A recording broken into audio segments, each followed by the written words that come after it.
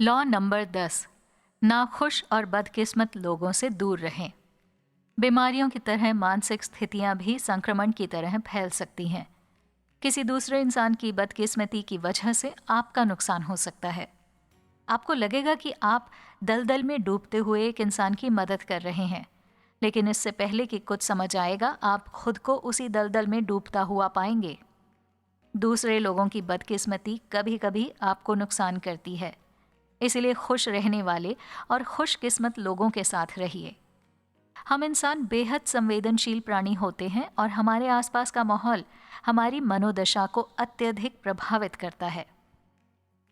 Ireland में जन्मी Mary Gilbert Fleming dancer के तौर पर काम करने के लिए पेरिस में लोला मोर्टेस के नाम से रहने लगी।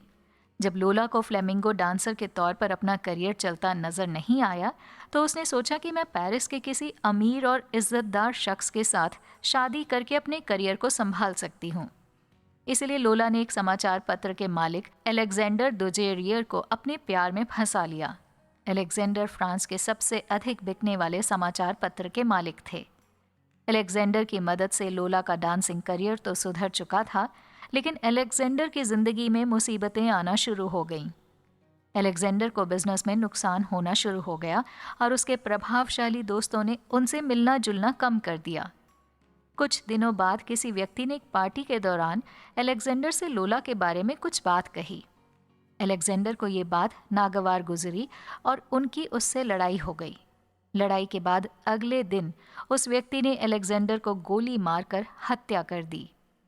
एलेक्जेंडर की मौत के बाद लोला पेरिस छोड़कर म्यूनिख चली गई। यहाँ पर वो बवेरिया के राजा लुडविग को अपने जाल में फंसाने में कामयाब रही। जल्द ही वो राजा की सबसे ज्यादा चहेती प्रेमिका बन गई। राजा ने उसे रहने के लिए म्यूनिख के सबसे महंगे इलाके में एक अपार्टमेंट खरीद कर दिया, लेकिन म्यूनिख में रहते हुए लोला का व्यवहार वहां के नागरिकों के प्रति बहुत खराब था।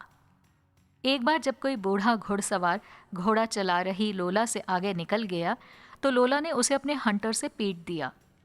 धीरे धीरे लोला के खिलाफ जनता में आक्रोश बढ़ता गया, लेकिन राजा की चहेती होने की वजह से कोई भी उसके खिलाफ कार्यवाही नहीं कर पा रहा था। राजा भी लोला के सभी गुनाहों को नजरअंदाज करते हुए उसकी तरफदारी करते थे। लोला अब राज्य के रणनीतिक फैसलों में भी अपनी दखलंदाजी करने लगी। जनता में लोला के प्रति जो आक्रोश था, वो धीरे धीरे राजा के खिलाफ आक्रोश में बदलने लगा।